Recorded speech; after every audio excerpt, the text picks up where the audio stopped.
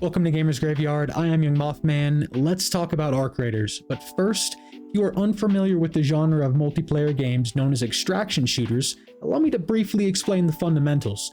Choose your gear, create your loadout, then deploy into a war zone and scour the map for more gear and resources, battling other players and AI bots. Once your inventory is full of loot and you have what you need, you are then tasked with extracting at one of various points scattered around the map. Here's the catch: if you die, not only do you lose everything, you also lose the entire loadout you built and brought in. So there's an interesting gamble to extraction shooters. The better gear you bring in, the better chance you have at extracting, but you also greaten the risk of losing said high tier loadout and vice versa. Now that we have established the core fundamentals of an extraction shooter, let's dive into what makes Arc Raiders so special and how it defines itself in an increasingly growing genre.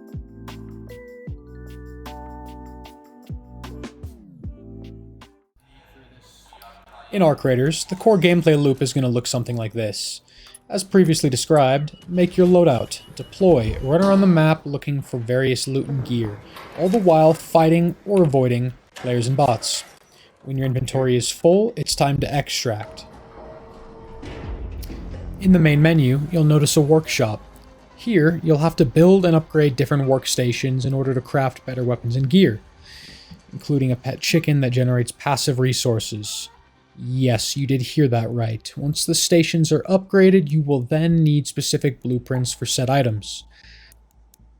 You will also have a string of miscellaneous quests to complete as you go, which usually involves reaching various locations around each map and doing, you guessed it, various things. These quests will usually offer a fair bit of XP and a piece of gear as a reward. Quests, upgrading stations, leveling up your skill tree, finding blueprints, and increasing your stash will certainly keep you busy for a while, especially when you add in the PvPvE factor. When you inevitably complete all this, you'll then reach a point where you're itching for PvP, or ready to reset everything via the expedition.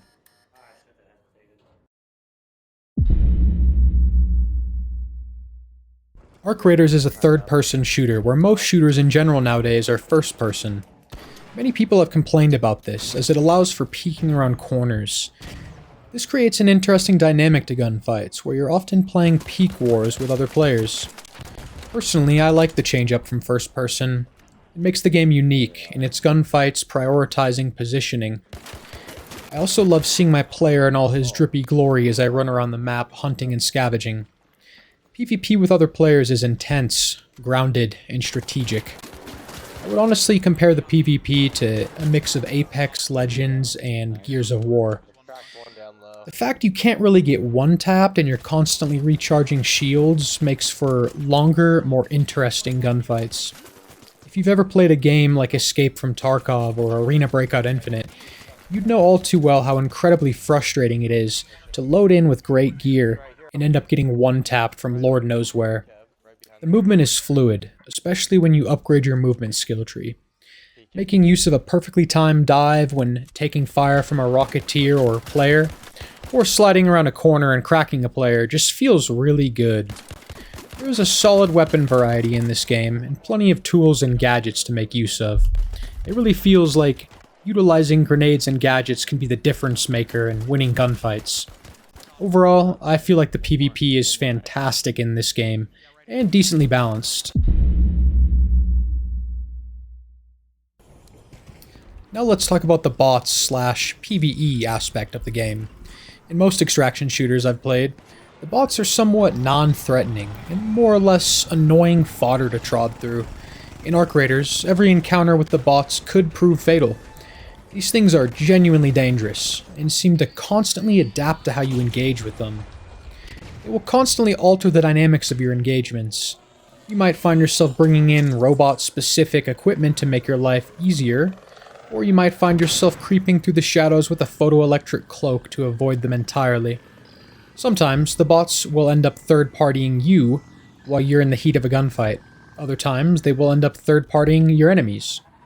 And sometimes, you'll find yourself teaming up with random players to take down your common enemy. Just beware backstabbing scumbags. Overall, the bots in Arc Raiders are an awesome addition and truly help separate this game into a league of its own. Arc Raiders currently has 5 unique maps to choose from. All have their own flair to them and unique play styles as well, with rotating events on each map that alters the conditions.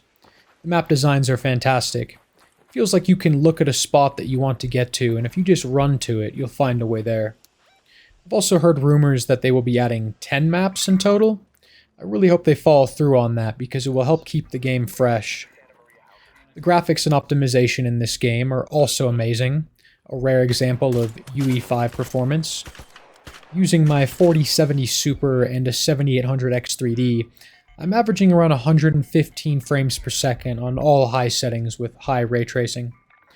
Overall, the game runs incredibly well on all platforms, it looks beautiful, and is a smooth and seamless experience. Arc Raiders is made by Embark Studios, the same creators who made the finals. So far, from everything I can gather, these are really good devs. The finals was super unique and a lot of fun. So far, they've listened to the community and have patched glitches and balanced weapons accordingly. And I have no doubt they will continue to update the game as frequently as they can with new maps, bots, weapons, and events. So the longevity of this game should play out well. I'm not too worried about it. Prox Chat is one of the best features in this game, and the interactions you'll have with other players can be pretty comical. You'll meet some cool people, but also some real assholes. The community in this game seems to be a bit divided as of right now. You have players who want PvE only, players who love PvP, and players who love the game exactly as it is. I personally find myself to be in the last category. Honestly, I don't think the game should have a PvE mode, as this will just divide the community.